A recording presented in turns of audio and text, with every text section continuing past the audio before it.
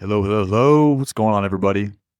My name is Kian, and normally I am not in the driver's seat for some of these podcast interviews, but today I have a unique opportunity to be able to interview a very special woman by the name of Lana Rose, who is a former boss babe driven by the success of corporate America, very much in her mind, being able to make things happen in the physical world, who has now transitioned into more of an operating system connected to her body in her heart and still doing amazing, incredible things, I may add, but now from a place of connectedness and safety within herself, not from having to operate in a much more predominantly masculine state where she's protecting herself. So finding safety within herself is the beautiful journey that she's been on for the last few years, going from corporate America in New York to discovering a new element of herself in Colombia and back to the United States. Mm.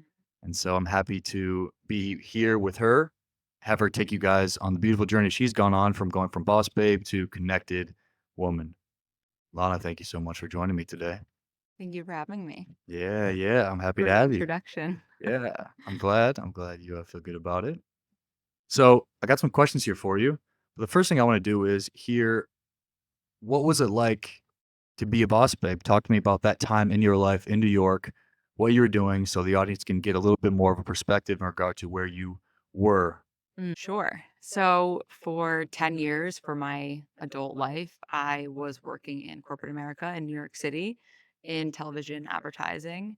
And, the industry was the city and the industry in general is just like kill or be killed, do, push, push, push, achieve, achieve, achieve. And so that was the place I operated from. That was how you were rewarded.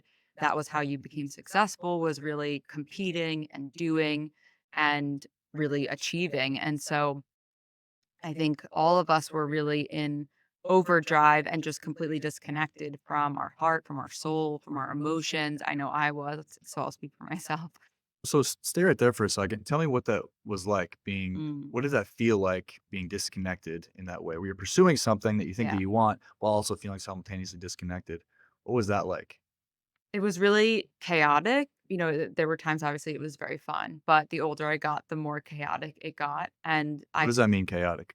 anxiety, just a lot of anxiety, trying to understand really what was going on, but not being connected enough to listen to the body. And so it was just living life in the fast lane. There was not really any time to slow down. And, you're waking up at 5 a.m., you're going to the gym, you're getting to the office by 9, you have a full day until 7. I was going out with clients until midnight, and then I was waking up and doing it all over again. So there wasn't really a moment. I think I was just on sprint mode for so long, and it was normal in that time in Manhattan and in the business. Okay, so for you with that, that sounds like it was a blast. It sounds like you probably had a lot of fun experiences and good times. Yeah. So obviously there was a moment of awareness where you're like, okay, this isn't it. This isn't it for me. Yeah. What was it that happened for you to come to that conclusion that, hey, I think there's something else for me and the way that I'm living my life right now Mhm. probably is not the thing that's going to lead me to the most fulfillment. It was the pandemic. So as soon as the pandemic started, I left New York City and spent a lot of time at home, as we all did, right? We were locked in the house. And that was the first time in my adult life I ever slowed down. I ever had time to myself to just sit and be still. And I could not handle it. I was like really dealing with a lot of anxiety because I just had never sat still for one moment in my life. And I decided to go out to Colombia to So within your stillness that you were having, yeah, what was it that you experienced? Like obviously a lot of anxiety, but like talk us through that moment of realization of I think a lot of people had during COVID of yeah. hold on, maybe what I'm doing with my life doesn't feel the best to me. And it created space. COVID created space for a lot of people to come to Mm, that awareness. Talk about what that moment was like, what that went through, what was mhm. going through in your mind during that where you're like, holy shit, that anxiety that you were experiencing. Talk us through that a little more in depth. It was really crazy because I started having panic attacks in my body, and I had never had that before. I had anxiety, but I started having full-blown panic attacks where I would pass out, and Wow. I didn't quite know it was panic attacks because I had never experienced it. And there was a lot of things misaligned in my life. I was in a relationship at the time that was not, you know, a good situation for me, but again, I wasn't connected to my body. My body was giving me signals. It was whispering and whispering and then just Mhm. started screaming. And I was passing out and like having these attacks. And later, I was able to understand my body was trying to shake me and say, "You need Mhm. to listen. You need to hear me, and you're not safe, or you're not, this isn't for you." So it was a really intense experience, but it was a gift. Now I look back and it was like the greatest gift that I've been through. Oh, I can imagine. So Yeah. it was almost like where you had no choice but to be connected with your body. And then when you were connected with your body, you found out that your body wasn't very happy with you. Yeah. It was like, holy shit. Finally, you're able to listen to what it was telling you. Yeah. And then naturally, as a result, you said, okay, I have to do something. Mhm. What happened after that? Once you said, okay, I can't keep having these Yeah. panic attacks. Clearly, there's a massive change I have to have. I can't keep living in the job that I am. I Yeah. can't stay in the relationship that I am. Yeah. What happened after that? Yeah.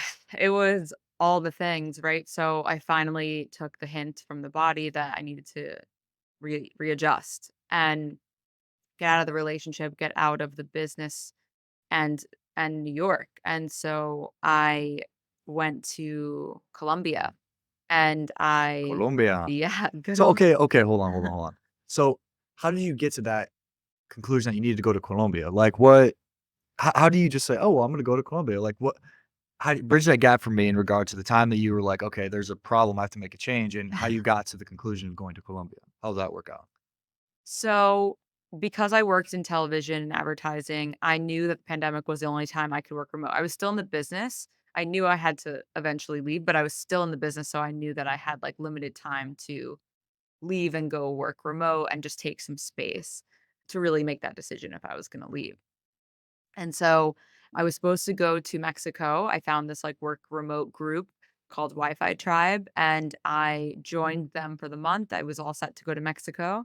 And then 2 weeks before they called me and they said the Wi-Fi is not great here and we're not going to be able to have you on the trip. I know you have a 9 to 5 job. So they said we do have one spot in Medellin. And I was like, Mm. where's that? And they were like, Colombia. So I was like, "Whatever, just get me out of New York, just put me on the plane and get me out of here." So I ended up in Colombia. I mean, that's a huge move. I mean, and you went alone too, right? Yeah, I Like, broke up for with my boyfriend at the time and told the company I was leaving the country for a little. holy shit, that I Yeah. mean, that's a lot of conviction, like, you have to have a lot of conviction in what you're doing. Mhm. How did you get to that point of being like, "Okay, me moving to this country that I had no idea about," Yeah. and then to break up with your boyfriend, like, where'd that strength come from to be able to begin that? Well, it was I felt so unsafe in my body at that point. He was dealing with a lot of like really heavy subject matter, my ex, and then the city in general, New York was just it was one of the worst cities to be in the world for COVID. It was such dark energy. I just physically couldn't handle it anymore. And it was like I wasn't making a decision. I wasn't making a choice. I wasn't moving. And then finally, like it was like as if something took over my body because like I was so used to being in the head and logic and logic and logic. Something took over my body and like it was, like, otherworldly to the Mm, point where I just knew in my soul, like, "You need to make a move." There was no other choice, but it took a very long time for that to happen and for the whispers to get louder and mm. louder. But you have to be somewhat open to the whispers. Mm, So, there was enough pain that you were experiencing to yeah, for you to be like, "Okay, I'm open to other options," and then from there, yeah. your body spoke to you, or you could say God was able to communicate to you through you being open to the idea that obviously what you're doing wasn't right. Yeah, I was in exactly what you said, I was in so much pain, I had never been in that much pain in my life that I just remember, like, praying. I was like, "Please just, like, help me out and help me figure out where I'm supposed to go and what I'm supposed to do because, like, I can't live this way anymore." Like, I was in physical pain, emotional, spiritual, like, I was just really in a bad way. I couldn't even really recognize myself at that point. And, yeah, I prayed for a solution. And so I remember when I found the Wi-Fi Tribe group. The power of prayer, that's incredible. Keep Yeah. going. Yeah, I did. It was the first time in a long time I really prayed, and I was really like, not I'm not gonna make it if Letting I go of keep control, doing like, being this." like, "Hey, like, I Yeah. can't do this."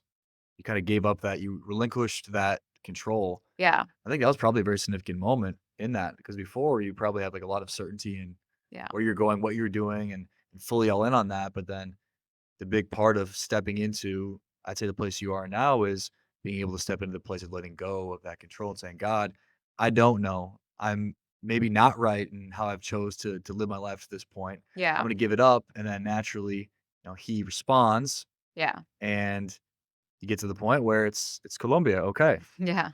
So then from there, you get on a plane, you go down, talk about the time in Colombia. And because I would say this is the time for you that you really begin to explore what this other part of life was, this more flowy, Mhm. open, receptive, going Yeah. with kind of the flow of everything and not really knowing what's going to happen. Mhm. Talk about that season of life in Colombia for you.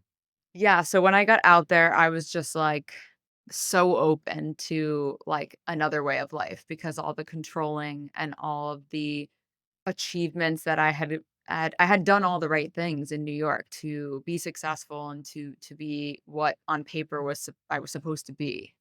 And so in Colombia, I was just like, "All right, let's just throw it to the wind," and I'm really open to a new way of living.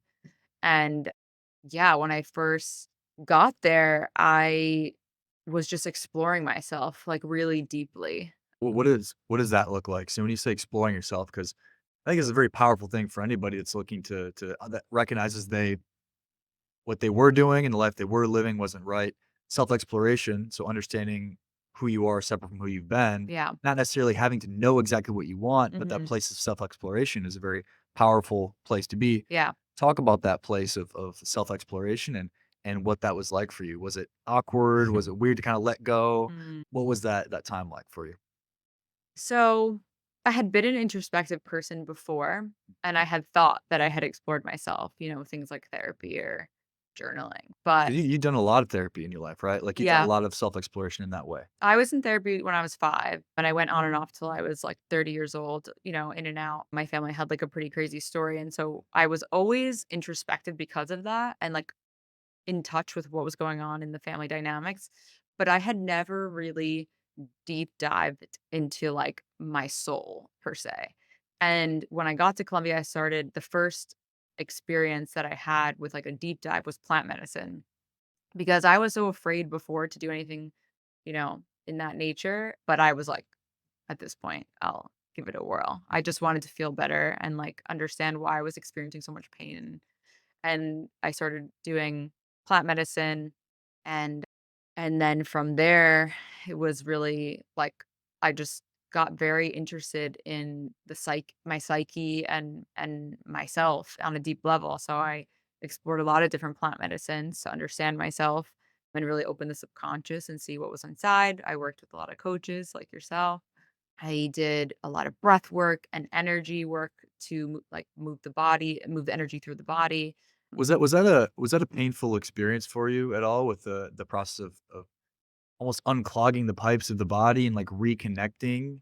Was there a lot of difficulty in that process of the reconnection, or would you say it just completely, like, smooth sailing, No, everything was easy? this is definitely not smooth sailing because you have to imagine, in New York and in that phase of my life, like my 20s, I like really thought I like had it all going on. Like I really thought very highly of myself and I was like again achieving and successful and had everything that society points you to having. And so when I took a deeper dive in, it was, like, even worse initially because I was like it was like I lost my whole identity, and with that, I lost all my confidence Mm. for a little bit, and my Which is beautiful and necessary.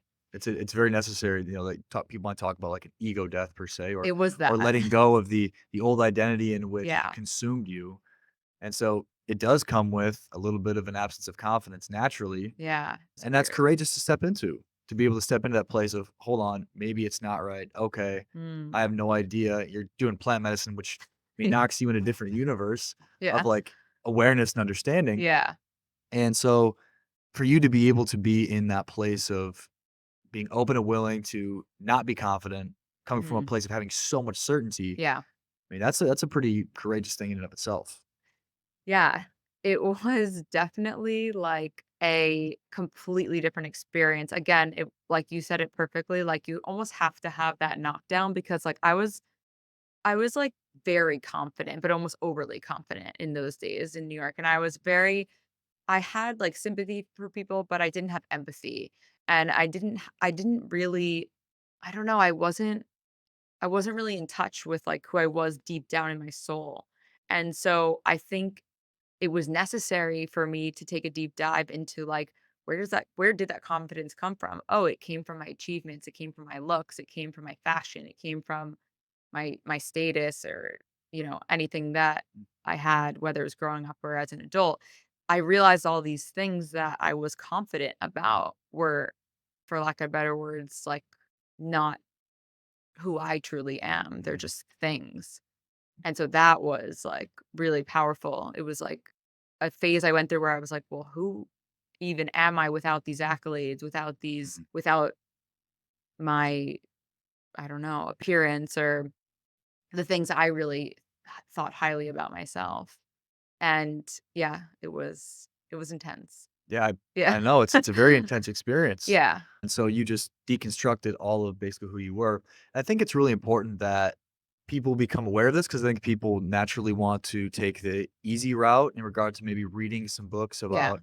I'm sure there's a lot of boss babes out there that recognize that maybe they are disconnected from their bodies and they're not really living the life that's truly aligned to them that feels super connected. Mhm, mhm. And so then they'll go and maybe read a book about femininity Yeah. and read a book about how to embody more of their Feminine femininity energy. and Yeah. feminine energy and how to do the things that it is to be feminine, Yeah. but never actually break down the construct in which their mind was operating in Yeah. that got them into that place in the first place. Because which I just said is Mhm. just an extension of the initial problem in the first place, which is just mentally trying to become something that they think is the right thing to become, not truly being connected to themselves. Yeah. And you can't truly be connected to yourself until you allow yourself to be broken down.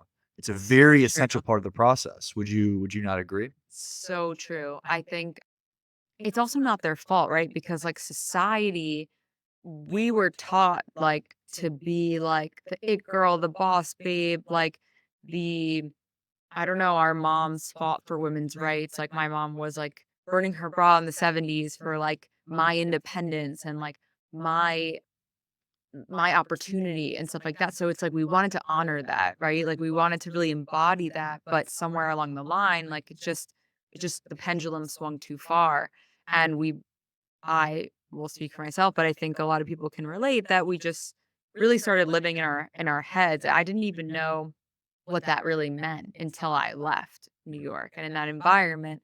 But there's just there's so much power in the feminine energy, and once I understood that I was operating from masculine energy, and all humans have both energies and there's supposed to be a harmony and a balance. Yes. But when I looked at what masculine energy was and I read about it, I was completely living in masculine energy, and that's when I realized like, okay, let me look into this. Let me shift this a bit. Yeah. I mean, that makes complete sense. And that's really cool that you explained it the way that you did. It gives a little more context into maybe why it is a predominant thing now, Yeah. why it's so relevant to today's society because it is something that a lot of women fought for so their Yeah. daughters could, and it Yeah. was a natural pendulum swing to the other end, Yeah. but now it's coming back. So, you obviously had to find some level of, "Okay, there's something right that I'm doing here in the Mhm. process of breaking down who you were Yeah. and starting to become more connected to your body." What did you start to notice as far as some benefits as you were courageous enough to step into breaking down and deconstructing that mental operating system that you had? Or some of the benefits you started to notice shortly after you began that process to continue to incentivize yourself to want to keep going deeper into it? What did you start to notice? I started to To notice start to feel connected again to your body, like, what are the things you noticed? I guess I started to do my research into like what masculine energy was and what feminine energy was. And like, so the masculine energy, like living in the mind, logic, pushing, doing, forcing kind of, your way through life, achieving. Once I saw that I was living in all of that, and then I read what feminine energy is, which is like the receiving mode and being connected to your heart and your intuition and creating. I mean, we literally like create life. So creating is such a big part of feminine energy. just like flowing through life a little bit more. Then I started to understand like where I as a person was sort of lacking in these like harmonious energies. And I think what I noticed first was, yeah, like a little bit of the breakdown of the ego. And then under Did something about that feel good at all? Was there ever anything that felt good about relinquishing any of that control, or was it more so just super uncomfortable? I mean, I remember when I first got there, it was like I didn't bring any of my like fancy clothes. Like I literally showed up and like I was wearing like a hat with like I just was like, I'm gonna just let it Chilling. like just be, yeah, which was so crazy. But it was also liberating at first to just like let it all go. And I definitely think, To not have to be on point, to not have to, like, yeah, like make on the things happen. ball. Yeah. Yeah. Yeah. And yeah, I mean, I was in sales, I was in television, like I was just always, so propped up for lack of better words. And used to competing, I think was a big part of it. So, and in a sense that always felt effortless to me a little bit, but then when I broke it down, I just started realizing like where do these motives come from? And it was liberating to answer your question to really get to know myself and like who I really wanted to be if none of these things mattered. But I would say initially it was really painful. Initially it was really confusing. I was very confused with who I was supposed to listen to, and we talked about this a lot, like the narratives out there about all of these ideas. There was just an oversaturation of information. And so spending time disconnected from the information and with plant medicine, coaching and all of that to just learn to listen within. Like they say, like in silence you can hear. I didn't even know what that meant when someone said that to me. Getting quiet and getting in touch with like the inner self was one of the hardest processes as like a former, boss babe kind of vibe because you're just not used to that at all. And it's almost like I didn't believe it was even a thing at first. The whole listen within and tap into the heart and now just really understand it all. Yeah, well, and it can definitely be confusing. You said you started to do a little more research and deep dive into it, Yeah. where you start to learn, okay, you deconstructed all of maybe who you were as far as those previous operating systems, then you wanna Yeah. start to learn what it was like to be able to embody more of being in a receptive state, being anchored into your body and feeling more safe in that, Hmm. which can also be very confusing because then you're Yeah. like, "Well, how do I act? How do I act?" Which can get really heady, right? And Yeah. then that's So when confusing. we started talking. I'm like, "Hold on, hold on. What did I say to you?"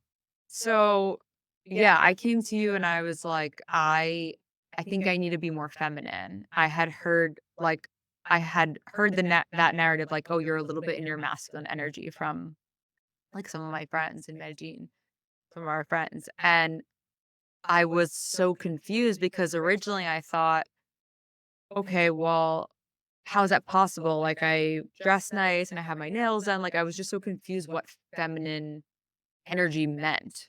So then when I realized it was about the energy, not about the appearance, I was like, okay, so if I'm in the Ooh, that's masculine, big.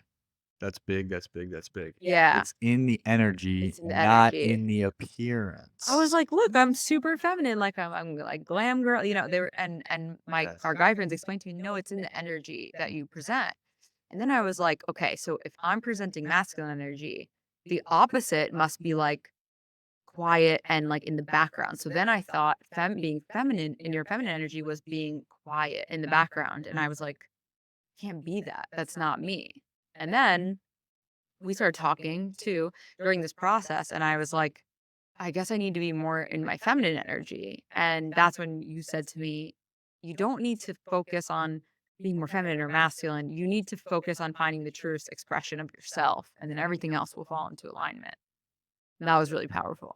Yeah, absolutely, and that's the unique part is I do inherently believe women have more of a natural feminine essence, and men do inherently have, at our purest forms, have more of a masculine essence. Yeah. And so when you strip away the layers of who we've thought we needed to be to get whatever we want, or who Yeah. we've been programmed to be based on our upbringing, then naturally that natural essence of who we are can make an appearance. Yeah.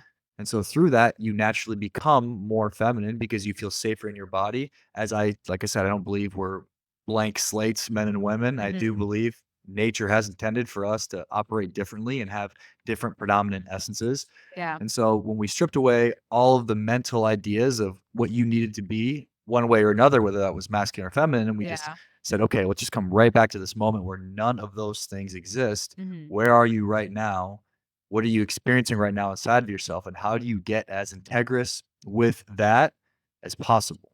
Mhm. So let's talk a little bit about that process of being able to strip away all of the mental ideas of how you felt you needed to operate and now reconnecting to that place within yourself that is separate from any kind of mental idea of how you should show up.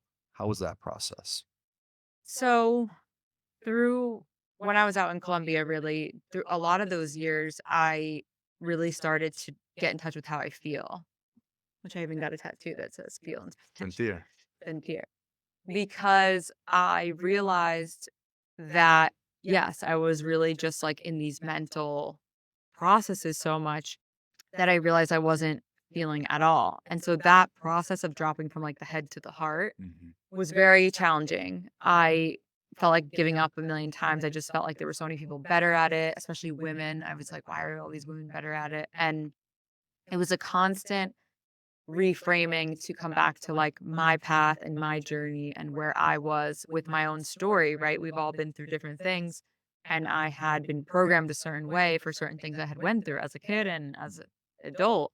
And so I had to just really accept where I was at constantly, like a constant reacceptance of where I was at in that process from head to heart. And so I think just constantly doing things like meditation and breath work and coaching and plant medicine to continue to feel into my body and retrain my body to become a safe place where that I could trust again, because that process of the panic attacks and all the things was because I hadn't listened to my body in so long. So I learned from that, and I really learned that when my body is off, it's really trying to signal me to make a different move, to readjust and realign. I started practicing that a lot. Like when I would feel just uncomfortable in my body around certain men or in certain Mm. parts of business still, like I started listening to that. What's that like? Like when you notice yourself feeling uncomfortable, like you feel that in your body around a Yeah. certain man, because I'm sure a ton of women out there are not connected to this feeling within themselves, or they are and they just choose to avoid it and are not Mhm. listen to it. Talk about what that feels like and what that experience is like when you're Yeah. in that presence and when you're like fully feeling that discomfort. I feel like anytime you're confused, men with business, with, anything, it's like, it's just not in alignment for you. Like when something's in alignment for you, it comes in clarity, not confusion. Ooh. That's what I really learned. It comes in clarity, not confusion. Yes. You'll, Talk you, talk a little bit more about what that means. Por favor. I think when things are right for you and they're really in alignment with who you are in that moment, right? Because we're always changing, it feels like there's clarity. It feels peaceful. It feels calm. When something is not for you, it comes in confusion. You're very like unsure. You're very like ruminating on it. Like when something is truly meant for you, it comes calmly. And I've experienced that with all aspects of my life. Now I look back and I see with men, especially constant confusion, constant indecision, constant feeling of unsafety in my body. And then finally, What is that? So you said unsafety in your body. What does that feel like? mm, When you say you're feeling an unsafety in your body. I think for me, I just always felt like in fight or flight mode, like really Oh, on okay. edge. And I just thought I was, like, wired that way. So at some point, Mm. I had thought that was just, like, my nervous system, and that was who I Like normal. was, like, Like it just normal felt state. normal to be in that state. Okay. Yeah, So yeah, then once you found more safety in your body, you started to yeah, deviate from the normalcy of that state and you were experiencing something else. yeah, You were then able to get in tune with, okay, what is fight or flight and what isn't. It's no yeah, longer just your homeostatic state, but now a state that you are put into based on the circumstance that you're in. yeah. When I left such a chaotic city like New York, I realized how 24/7 you are living on, like, a hamster wheel in complete chaos in New York, just in general. And then also I was partying. That was part of my business, was to entertain clients and go out. there wasn't a moment to distinguish, like, between states because the state was always chaotic.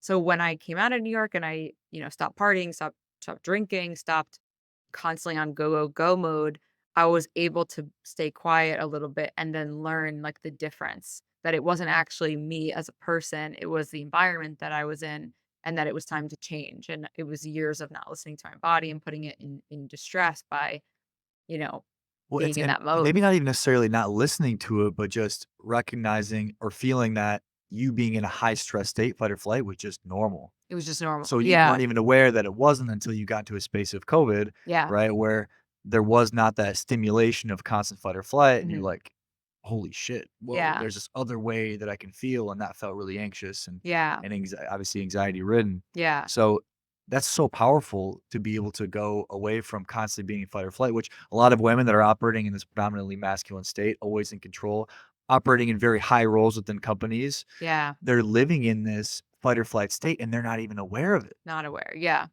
Yeah, and a lot of our mentors were like that, right? Mhm. Our women mentors and our male mentors, but yeah, it was just a constant state of, I think, fight or flight for sure. So then you're able to recognize fight or flight is not the state that you want to live in. Yeah. You've done your research on femininity. You've understood that who you were wasn't necessarily who's going to be the person that makes you feel the absolute best. I think it's time now for the reintegration of a lot of the different traits that you had Mhm, prior to mhm. jumping down this rabbit hole of going deeper into who you are at your essence. Talk about the reintegration of some of these actually very powerful, we'll say masculine traits Yeah, that you have that are inherently who you are while yeah, also embodying this deeper level of body connectedness that you have. yeah. So, I think it's important to share that, like, when I started viewing those masculine parts of myself as negative, that was really hard because I had, uh, gotten to such a great place, with all these masculine qualities. So it was like a reframe of understanding that it's not that I have to, like, let go of those parts of myself that are independent and like a big presence in a room and I had a lot to say. It wasn't that I had to be, I was very afraid to lose my place in the world by losing those masculine qualities. That was my fear. I felt like I had a lot to say and a lot of presence in the world. And I thought to myself, if I shift into the feminine energy, I'll lose my place in the world. That's how I felt. Mhm. And I think a lot of women feel that way, actually. But when I understood that it wasn't about losing those parts of myself, the you know parts that I liked, it was about bringing in some of the other Ooh. connected energy, the feminine energy. Because how powerful would it be if you had all of those amazing qualities, like being independent and being successful and being strong and being, empowered, but High also capacity for creativity. have creativity and intuition Yes. and flow Ooh. with life a bit more Oh shit. and be connected to your feelings and your emotions. When I understood that the power of the feminine energy is just as strong as the masculine, and to Mhm. combine them, you're Ooh. like, you know, you got the golden ticket. I was like, I want to do that. Yes, I just got the chills when you said that. Absolutely. So you're much more of a complete person with the integration of both, but oftentimes being able to integrate one that isn't your predominant essence requires you to completely go to the other end of the spectrum, which is Yeah. what you did, Hmm. and you integrated both. And Hmm. now I want to hear about what it's like for you to be, we'll say, an integrated woman, where you Yeah. have this masculine part of you that has the capacity to go after and pursue and make Hmm. things happen, Yeah. while also the feminine with the creativity and the openness and the receptivity. Talk about what that's like, this experience is like for you now. I mean, I guess I can put it into two categories, like personally and professionally.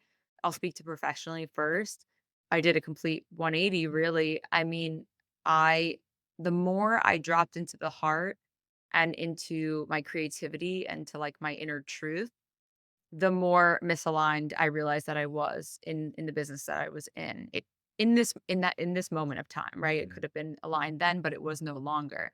And I ended up starting a business called Conscious Concierge. That Say that please say that a little louder. that's I'll called just whisper Conscious that. Concierge. Conscious concierge. We'll get to. Oh, yeah, we will. Come on. But the business I started was all from the heart. It was like my passion, my purpose, my truth.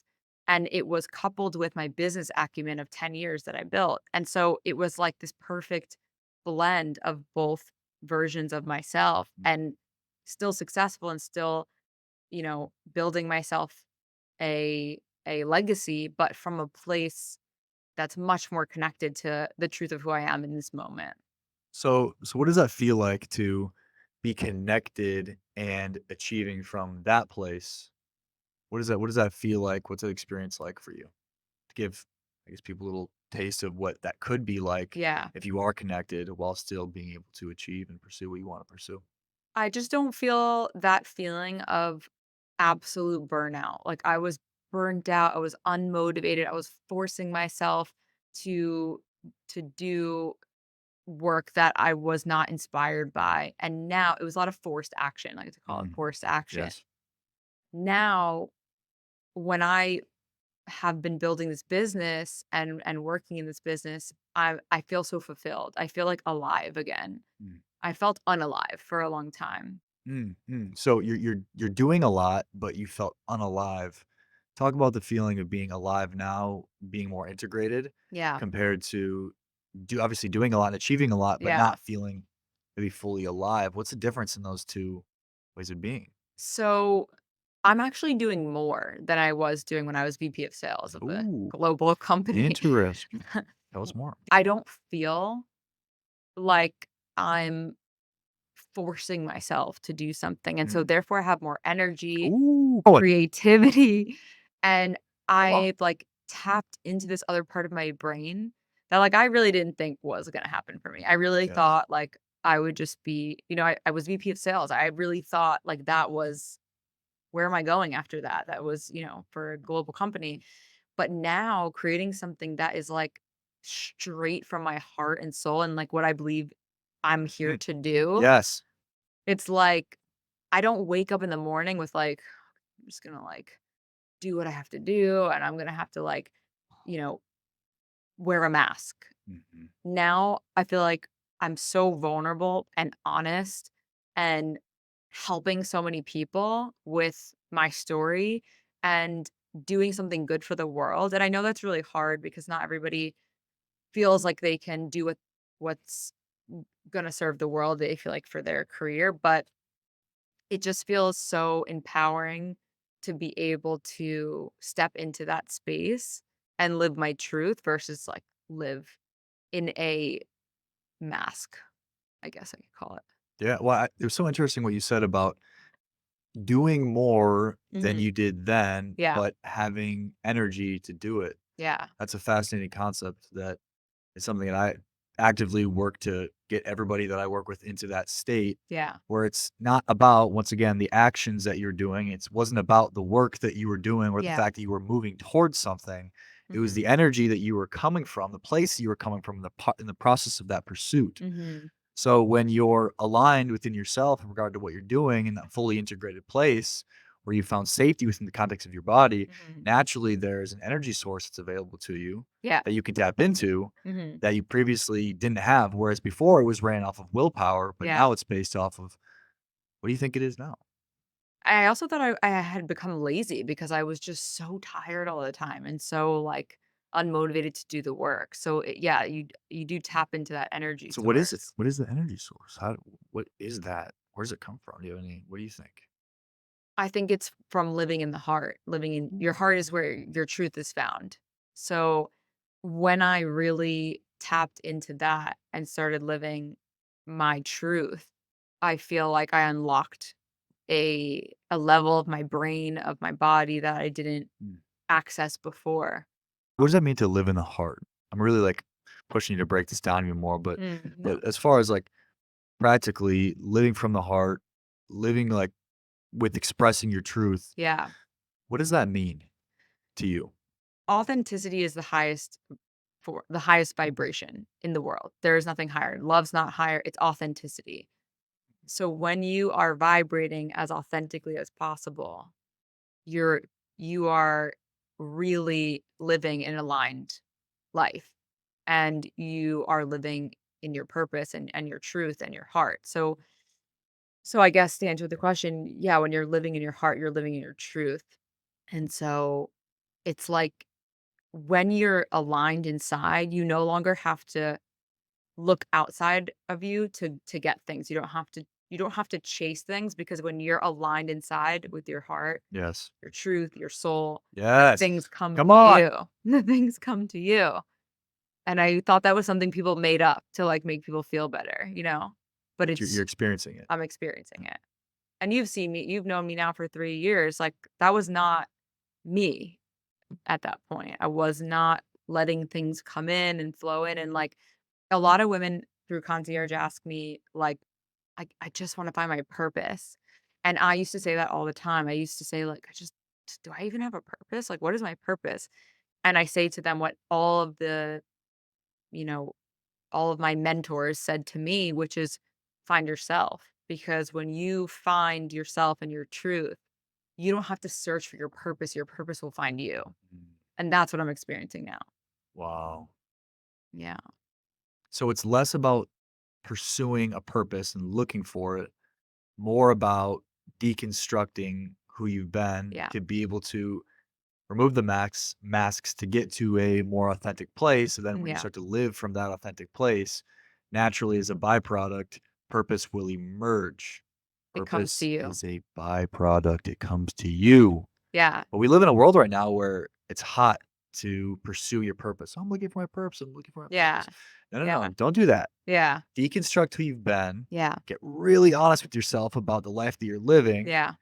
Step into what feels most aligned to you and naturally notice as a Yeah. byproduct, Yeah.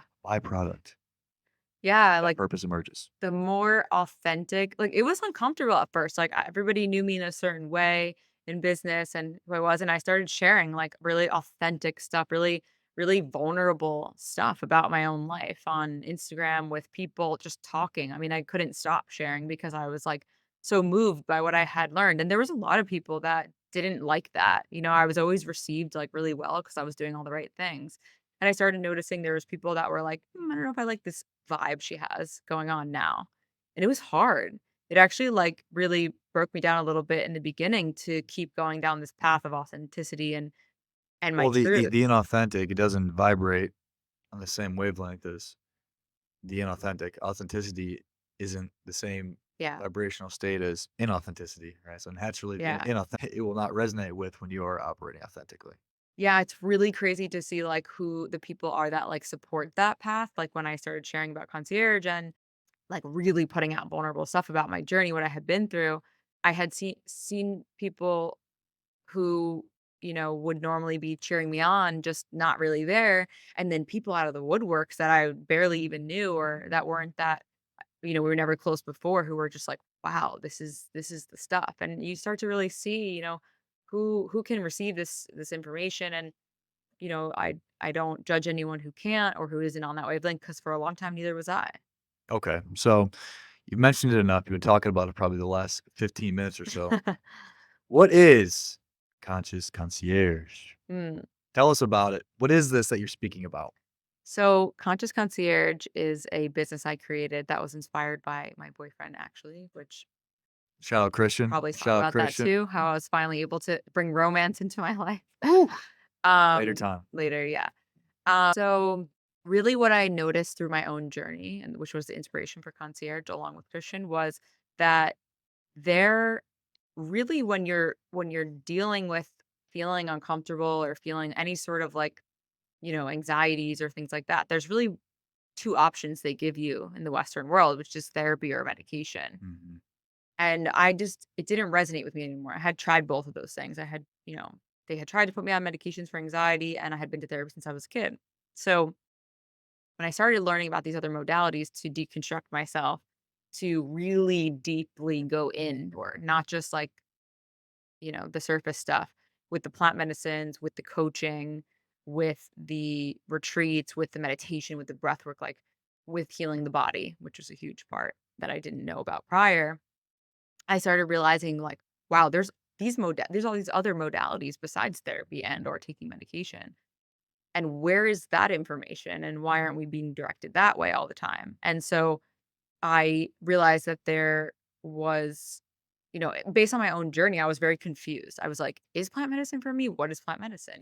How do I know which coaches are legitimate and really do good work? And how do I know what part of my body should I be healing my body? And so basically I realized there was a hole in this industry of like healing and self-exploration, which is There's like so much.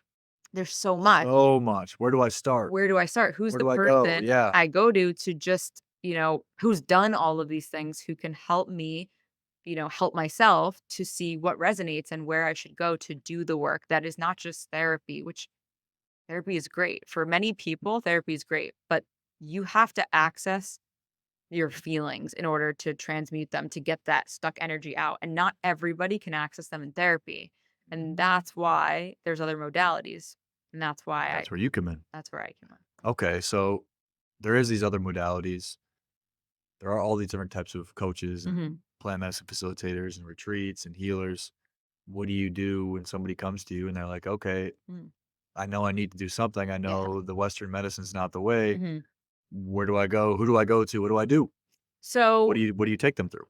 so first I'll ask them like what have they done before in terms of exploration or healing, depending on like if they're really down, in the dumps and really experiencing some intense emotions, or if they're just curious. They will explain to me, what they've tried in the past, whether it's therapy and or meds or none of the above. There's different archetypes of people that will come my way, but always starting with what they've done in the past. And then it's a matter of like what interests you, what resonates with you. Do you want to go to a retreat in South America, in Europe, in America? Like, do you want to be doing work weekly? Are you open to, like, do you want to do plant medicine to get into the subconscious? Like, is that something you're open to? Or, how are you feeling in the body? Because, like, we can look into healing the body. So I really ask them a lot of questions so they can really come to their own answer of what it is, what kind of work are they willing to do? And then how can we match that with, their Facilitator. yeah. Okay. So then someone comes to you, they give you all the information, you collect all the data that you need to be Yeah. able to adequately know where they're at, Mhm. what they need, and where they want to go. Mhm. And then what do you do then? So from there, sometimes it's a game plan, I call it. So some people are really ready for like the whole gamut. They're like, I want to work with a coach or plant medicine. And so some people are just really they want to start in one place and they'll circle back with me later.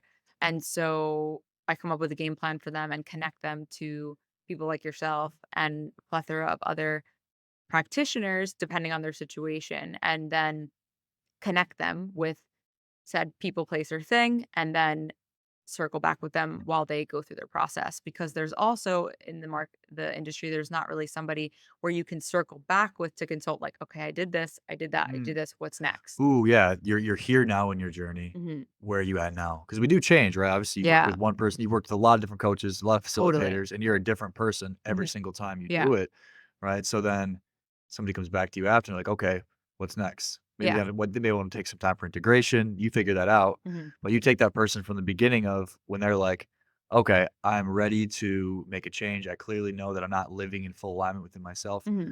Or maybe I am living in alignment with myself, but I know there's something else for me Hmm. that is there, and I want to take the next step in finding someone or something that can Hmm. help me do that. You're the one they call, Yeah.